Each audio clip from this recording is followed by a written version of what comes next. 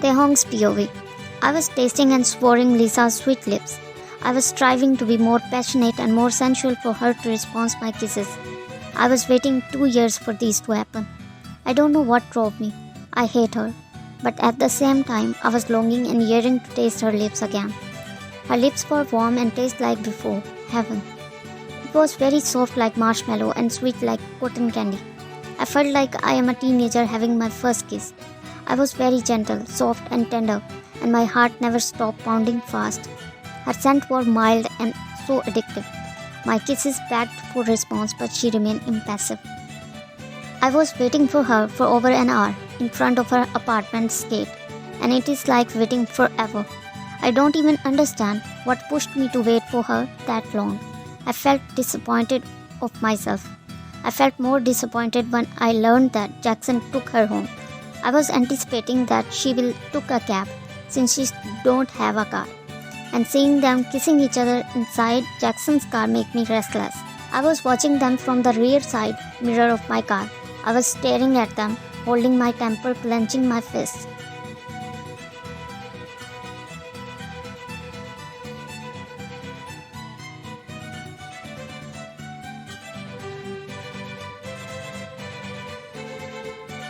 Damn it, they just met 3 days ago. Lisa has really had a skill that a man could easily fall on her trap. They are very engrossed to each other to the point that they don't notice me. I gritted my teeth. I won't allow them to have sex inside his car. I waited few more minutes to confront her. I saw Lisa got out on his car and wave her hand goodbye. She waited Jackson's car to disappear before she opened the gate. I immediately followed her as soon as she made her way to her apartment. Did you enjoy my secretary kiss? I abruptly said.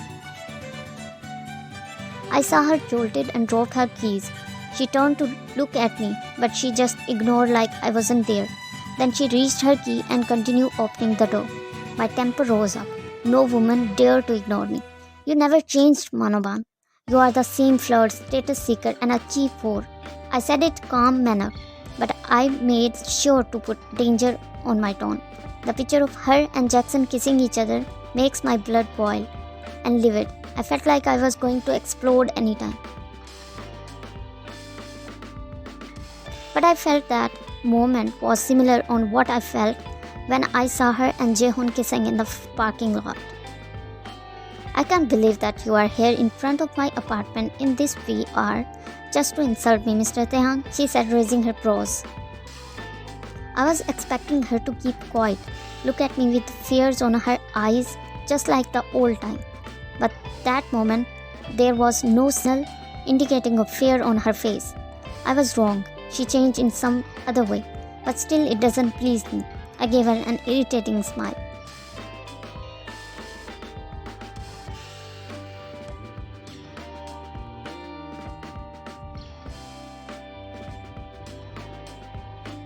Oh, such a fearless, immoral woman. You have no right to insult me, Mr. Kim Taehyung. You are in my jurisdiction. She responded, tilting her head like a leopard ready to attack me. I gave her a deadly stare, but she was not affected and turned her back to me. Don't turn your back on me, I sharply said, holding her arms to stop her from opening her door. You have no right to insult me in my own home. Will you leave me alone? She exclaimed. Her voice was full of irritation. She abruptly got in on her apartment and tried to close the door, but my hands were too quick to stop her, and in my swift move, I was inside of her apartment. She hastily turned on the lights. To what I owe this unfortunate visit, Mr. Kim? She asked, full of sarcasm, while taking few steps backward to keep her distance from me. I'm here for one reason, I said, looking at her while closing the door behind me. I'm expecting a flooding insult. Say it, she uttered. I looked at her. I felt difficult to be alone with her again.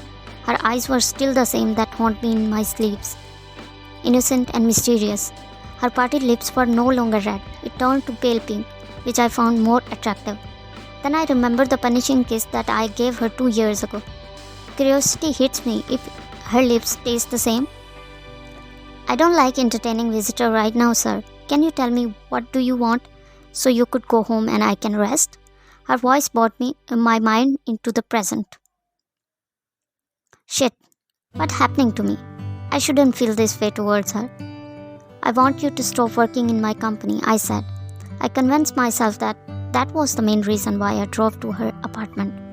She just shrugged her shoulder, unaffected of my declaration. Sure, expect my resignation tomorrow. Anything else? She said in irony. I looked at her. She had grown up more appealing and full of confidence. I know she is a bee. I want to pin her on my bed, beneath me, pumping her so hard until we ran out of breath. I wanted her to scream my name. With my hands on my pocket, I slowly walked toward her. I was staring at her all the time. For a second, confusion covered her face. How much? I asked. How much what? She barked, irritated with her brows furrowed.